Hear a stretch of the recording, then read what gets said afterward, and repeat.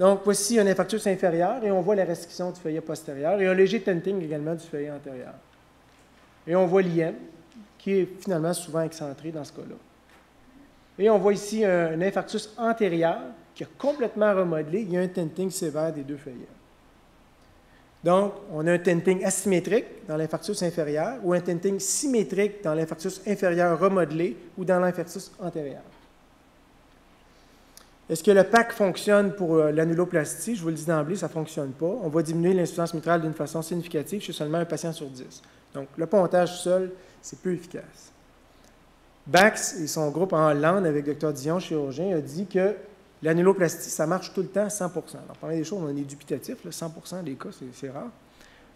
Et puis, donc 51 patients, pas de récidive en 1 an et demi, post-annuloplastie. Il faut se rendre compte que dans son groupe de patients, il y avait, en salle d'opération, il y avait plus de 20 % des patients qui n'avaient pas d'IM en salle d'opération. Il a fallu qu'ils montent la tension moyenne à 100 mm de mercure. Pas une tension systolique, une tension moyenne pour voir une IM apparaître. Donc, ce n'est pas très étonnant que si on fait une annuloplastie chez un patient qui n'a pas d'IM, qu'en post-opératoire, il n'y en ait pas non plus. Dans la littérature, ce qui est démontré, il y a 6 études, donc entre autres nous, dans Circulation, qui démontrent que dans le devenir à moyen et court terme, on a environ un patient sur 5 qui développe une IM significative post-annuloplastie. Donc, ça ne marche pas tout le temps, post-annuloplastie dans l'IM ischémique. Je suis bloqué.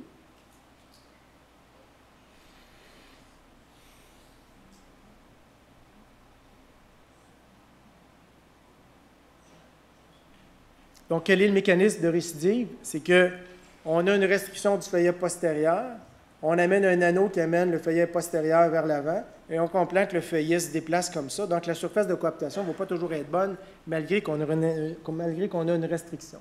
Donc, par le hasard de la vie, on a fait une étude qui inclut, comme disions, 51 patients. Et puis, on a fait des échographies en préopératoire et en post-opératoire. On a mesuré la géométrie mitrale, l'aire de tenting, la distance de coaptation et la restriction du feuillet postérieur, l'angle entre le plan de l'anneau. On a regardé les événements hard comme la mortalité, la transplantation, le changement de la valve et les réhospitalisations.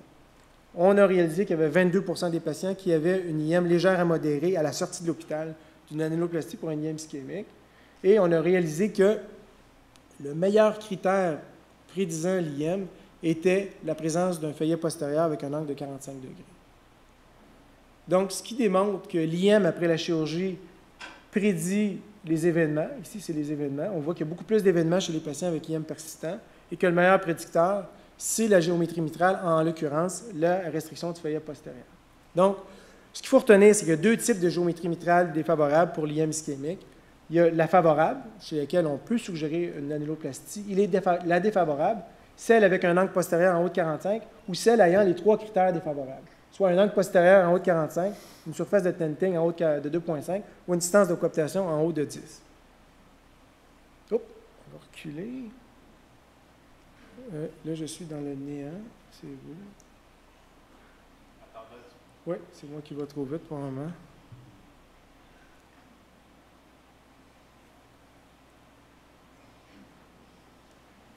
J'en ai pour 5 minutes.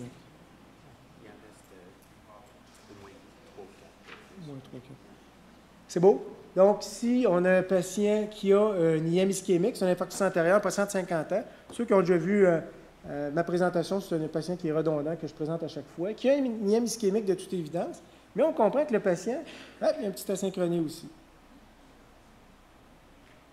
Et le patient, il a été resynchronisé, et puis l'IM a diminué. Donc, l'IM ischémique, on peut la traiter par annuloplastie, mais on peut la traiter également par resynchronisation. La resynchronisation amène une resynchronisation des piliers et une coaptation adéquate des feuillets en systole. On a regardé dans une population de patients, on a regardé la réponse aiguë. On a mesuré l'IM en préopératoire et le lendemain de la mise en place du BV. On a eu 55 % de répondeurs. Par définition, c'est une augmentation de 10 % du volume injectionnel le lendemain de la procédure. On a inclus des patients avec des critères classiques, mais également avec un asynchronisme intraventriculaire. Et on s'est rendu compte, c'est qu'on prédisait nos répondeurs aigus si on avait une viabilité au niveau de la sonde, mais également si on avait un IM. Donc, le volume injectionnel augmente si l'IM diminue. Donc, on comprend que c'est un peu de cette façon-là que la resynchronisation va diminuer l'IM. Un article récemment publié, qu'on a publié dans American Journal of Cardiology, des patients avec IM ischémique qui avaient un asynchronisme intraventriculaire. Donc, c'est les patients de l'Ancelotti, puis c'est mes patients, en prépondérance de l'hôpital Laval, 57 patients. On a eu 58 des patients répondeurs à long terme. Donc, des patients qui voyaient leur volume télésystolique diminuer de 15 à 6 mois. Je suis bloqué.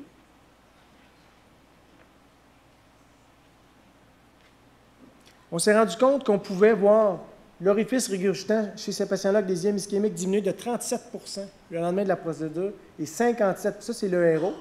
En bas, c'est les répondeurs, de 57 à 6 mois.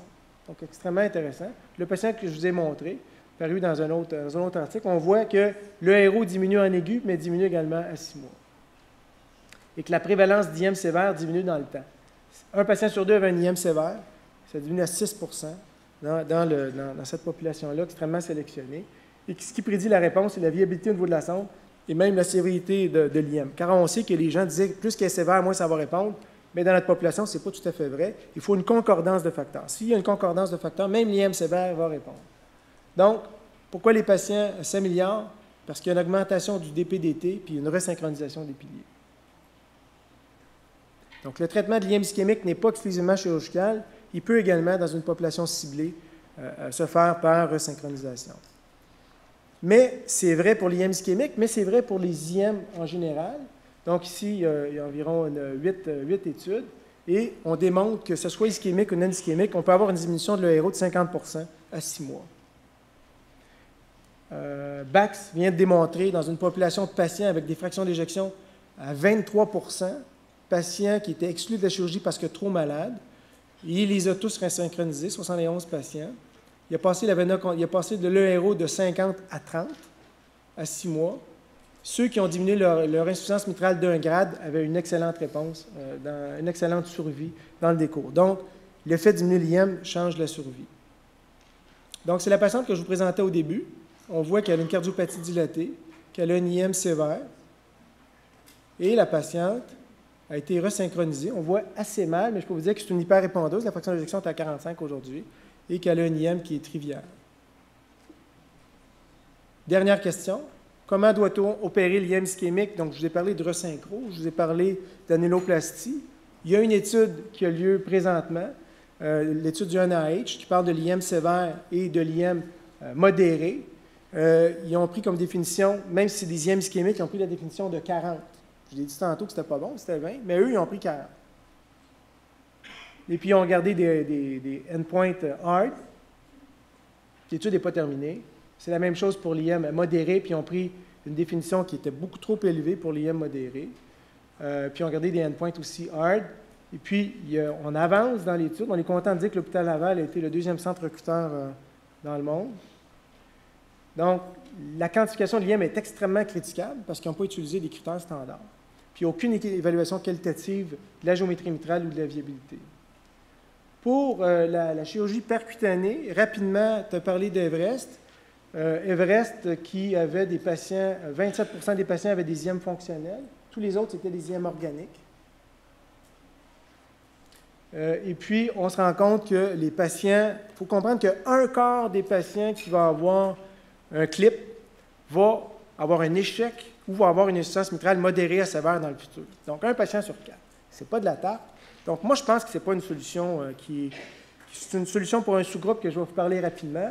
Et j'attire votre attention que les patients avec IM organique, la chirurgie est bien meilleure. Dans l'IM fonctionnel, c'est juste en bas, dans l'IM fonctionnel, à mon avis, il y a une place. Il y a une place chez les patients avec des dysfonctions sévères. Donc, le patient qui a une fraction d'éjection extrêmement sévère. Dans ce groupe-là, il y avait des fractions d'éjection à 19 50 patients. On voit que ça, c'est la quantification de l'IM à 6 mois. La majorité des patients deviennent légères à modérées plutôt que sévères. Ici, on regarde les classes fonctionnelles. La fraction d'éjection augmente de 20 à 25. Les volumes ventriculaires diminuent. Ça, c'est à 6 mois.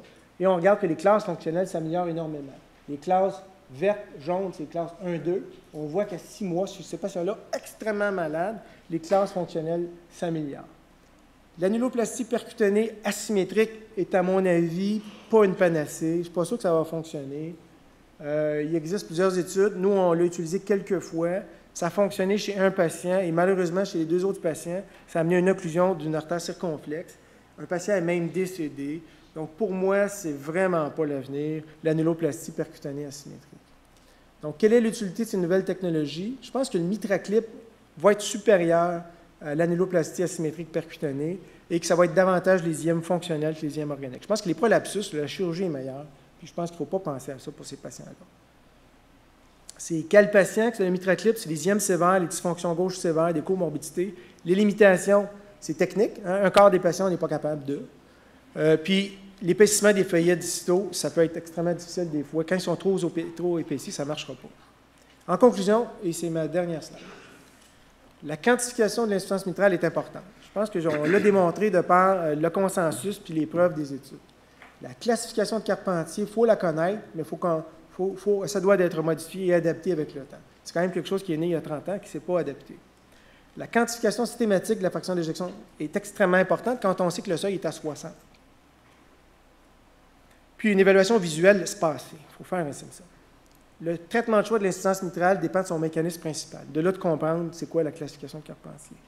Le consensus concernant le traitement de l'insuffisance mitrale significative présente des limitations. À mon avis, c'est un bon consensus, qui est bien meilleur, à mon avis, que celui de l'insuffisance aortique.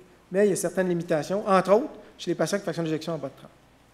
Puis les nouveautés dans le traitement de l'insuffisance mitrale ne sont pas une panacée. Je pense que ça, c'est l'avenir qui... Je pense qu'Everest l'a suggéré, puis je pense que l'avenir va encore le démontrer.